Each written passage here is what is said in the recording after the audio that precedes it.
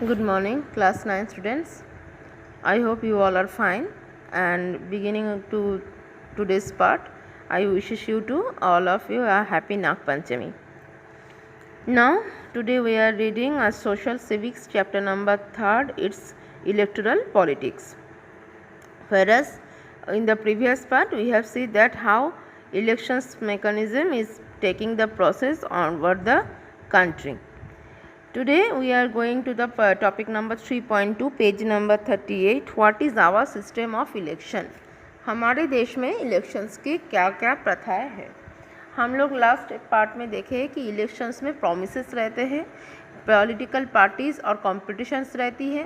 Promises means यहाँ पर लोग नेताएं चुनाव जीतने से पहले बहुत सारे वादा करते हैं और बोलते हैं कि after winning the election he और she has to be fulfill that promises. और इसी के लिए जनगण उम्मीद में रहती है कि अपना हमारे डिमांड्स को ये हमारे प्रतिनिधि के द्वारा फुलफिल होगा। अगर उसमें कोई दिक्कत होती है तो वही पीपल फिर दोबारा री इलेक्शंस के दौरान अपने नेता को चेंज भी कर सकते हैं। इतना तक हम लोग का इलेक्शंस का मेथड और प्रोसेसिंग पता चल गया। Now today we are going to the topic 3.2 what is our system of election. Can we say that Indian election are democratic? क्या हम बोल सकते हैं भारत में जो चुनाव चलता है वो गणतांत्रिक को मान के चलते हैं? To answer this question let us take a look to how election are held in India. ये बात पहले जानने से पहले हमें देखना पड़ेगा भारत में कैसे चुनाव होता है। Lok Sabha and Vidhan Sabha assembly election are held regularly after every 5 years। हमारे भारत में 2 सभा का आयोजन किया जाता है, लोकसभा जो कि पार्लियामेंट का उच्च सभा है एंड विधानसभा एक अपर हाउस और एक लोअर हाउस जो एवरी 5 साल के ड्यूरेशन में यहाँ पे वोट चलती है। After 5 years the term of all the elected representatives comes to an end. हर माने एक बार चुनाव में जीतने के बाद 5 साल तक उनका प्रतिनिधित्व चलता है, उसके बाद 5 साल में वो ख़त्म होती है। द लोकसभा और विधानसभा स्टैंड डिजॉल्व। लोकसभा और विधानसभा अपना जगह पे खड़ा रहता है। Election are held in all constituencies at the same time. Bharat में जब विधानसभा का इलेक्शन होगा तो चारों ओर भारत में विधानसभा इलेक्शन होगा। जब लोकसभा इलेक्शन होता है तब भी भारत में एक ही टाइम लोकसभा इलेक्शन भी होता है, either on the same day और within a few days. लेकिन ऐसा नहीं कि मान लो आज पश्चिम बंगाल में वोट है तो कल उसी डेट पे यूपी में भी वोट है, ऐसा नहीं होता है। डेट थोड़ा आगे पीछे रहता है, कभी कभार सेम डेट पे भी होता है, कभी कभार थोड़ा बहुत डिफरेंस में होता है, लेकिन उसका रिजल्ट अनाउंसिंग डेट एक रहता है। This is called general election, इसको बोला जाता है साधारण निर्वाचन। Sometimes election is held only for one constituency to fill the vacancy caused by death और रेजिग्नेशन ऑफ ए मेंबर। कभी कभार ये तो टर्म के वाइज होना ही है, 5 साल छोड़ के जो होगा वो जनरल इलेक्शन। लेकिन कभी कभार जो प्रतिनिधि मान लो मेरा अभी स्थान पे है, विजित होके बैठा है, उनका डेथ हो गया या फिर उन्होंने इस्तीफा दे दी तो उस जगह पे फिर एक इमरजेंसी इलेक्शन होती है and this is called a by election. इस इलेक्शन को क्या बोला जाएगा? बाय इलेक्शन, जो कि अचानक से प्रतिनिधि का डेथ या फिर उनके इस्तीफा देने पे उस जो जगह खाली हो जाती है उसमें इलेक्शन की जो ज़रूरत पड़ती है उस इलेक्शन को बोला जाएगा बाय इलेक्शन। तो there are 2 types of election we have no. One is general election जो कि एवरी 5 साल 6 साल छोड़ के होगा, लोकसभा विधानसभा में एक टाइम पीरियड के वाइज होगा और उसको जनरल इलेक्शन बोलेंगे, और जो इमरजेंसी पर्पस में जो इलेक्शन होती है उसको बाय इलेक्शन बोलेंगे। In this chapter we will focus on general election.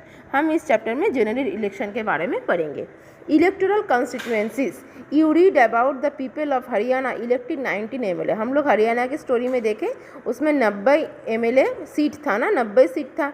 You may have wondered how they did every person in Haryana vote for all the 90 MLAs? क्या सभी लोग 90 MLAs के लिए ही वोट दे रहे थे वहाँ के लोग? You perhaps know that this is not the case. In our country we follow an area based system of representation. हमारे देश में ये इसको एक रिप्रेजेंटेशन मतलब एक गठन रहता है, एक स्ट्रक्चर रहता है। The country is divided into different areas for purposes of election. एक देश में बहुत ज़्यादा अलग अलग एरिया में अलग अलग तरीके की इलेक्शंस में रहता है। This areas are called electoral constituencies. इस एरिया को बोला जाता है संवैधानिक चुनाव के तौर पे जो एरिया, इस एरिया को बोला जाता है। The voters who live in an area elect one representative. यहाँ पे जो वोटर्स अपने प्रतिनिधि को चुनते हैं। Next page number 39 for Lok Sabha election. Lok Sabha के इलेक्शन के लिए the country is divided into 543 constituency. पूरे देश में ऐसे 543, एक्चुअली 543 नहीं, ये 552 होगी, लेकिन जो भी है तुम्हारे बुक के आधार पे 543 कॉन्स्टिट्यूशंस में अलग अलग सीट में इसको डिवाइड किया जाता है। सबका अलग अलग, एक देश में जितने राज्य है, जितने एरिया है, सबके अलग अलग जगह से इतने सीटों को डिवाइड किया जाता है। The representative elected from each constitution is called a member of parliament और एन एमपी। हर एक जगह से जो प्रतिनिधि हर एक डिवीजन से जो प्रतिनिधि जीतते हैं इस कॉन्स्टिट्यूशन इलेक्शन में, उनको बोला जाता है मेंबर ऑफ पार्लियामेंट और एमपी मेंबर ऑफ पार्लियामेंट, जो कि लोकसभा का केंद्रीय प्रार्थी होगा। ये प्रार्थी कहाँ का होगा? लोकसभा में जो 543 या फिर 552 जो मैं सीट बोल रही हूँ, हर एक जगह से लोग जीत के, हर एक राज्य से तरह से लोग जीतने के बाद उनको बोला जाएगा मेंबर ऑफ पार्लियामेंट और member of MP. One of the features of a democratic election is that every vote should be have equal value. सबसे बड़ा बात यह है कि एक डेमोक्रेटिक इलेक्शंस में, ये हम लोग का फीचर्स में भी था डेमोक्रेसी में, कि सबके वोट को समान अधिकार सम्मान दिया जाता है। That is why our constitution requires that each constituency should have a roughly equal population living with it. क्योंकि सबसे बड़ी बात, हमारे देश में जो पॉपुलेशन रहता है वो मेज़रमेंट किया जा सकता नहीं, मतलब बहुत ही टफ मेज़रमेंट करने पे होती है। तो उस जगह पे सबको अगर समान अधिकार नहीं दिया जाएगा तो बहुत दिक्कत होगी, सबके वोटों को सम्मान दिया जाएगा। Similarly each state is divided into a specific number of assembly constitute. एक ही सेम तौर पे हर एक राज्य में भी एक, जैसे पूरे देश में हुआ 543 कॉन्स्टिट्यूएंसी, पूरे देश के आधार पे एक निर्वाचन क्षेत्र बना, वैसे हर एक राज्य में भी अलग अलग निर्वाचन क्षेत्र हर एक राज्य में है। In this case elected representative is called member of legislative assembly और एमएलए। यहाँ पे जब कोई चुनाव प्रतिनिधि जीतता है तो उनको बोला जाता है मेंबर ऑफ लेजिस्लेटिव असेंबली और एमएलए। मतलब राज्य में जो जीतेगा प्रतिनिधि राज्य विधानसभा निर्वाचन में, उनको बोला जाएगा एमएलए। लोकसभा निर्वाचन में जो जीतेगा उनको बोला जाएगा मेंबर ऑफ पार्लियामेंट और एमपी। मेंबर ऑफ पार्लियामेंट मतलब दोनों ही पार्लियामेंट का हिस्सा है। एक है पार्लियामेंट का lower house which is called Lok Sabha, और एक है Vidhan Sabha which is parliament upper house. दोनों ही पार्लियामेंट का हिस्सा है, लेकिन राज्य में उनको बोला जाएगा MLA member of legislative assembly, और देशों में उनको बोला जाएगा member of parliament.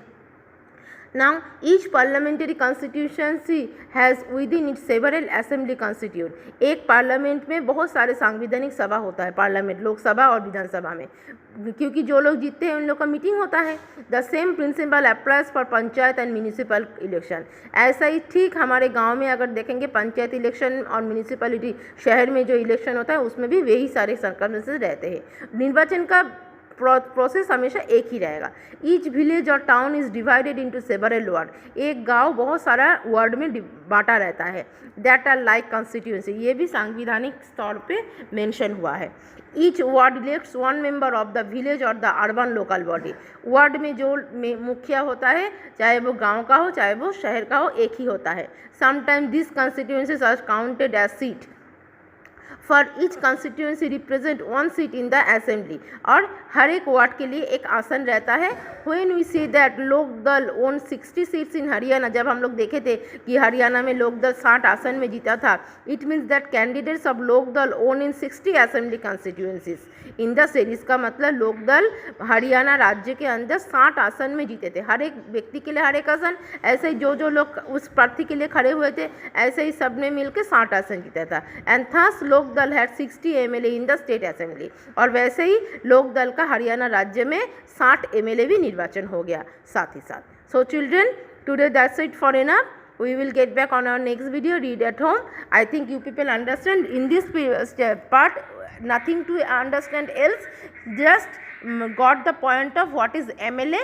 MLA is recognized from state election से एमएलए रिकॉग्नाइज हो रहा है, and MP has recognize from Lok Sabha election. MP Lok Sabha election से रिकॉग्नाइज हो रहा है, वो भी पार्लियामेंट का हिस्सा है, और जो एमएलए वो भी पार्लियामेंट का हिस्सा है। एक है पार्लियामेंट का लोअर हाउस में लोकसभा का मेंबर, एक है पार्लियामेंट का अपर हाउस विधानसभा का हिस्सा। Okay children, today that's it for एना। Have a good day, good bye.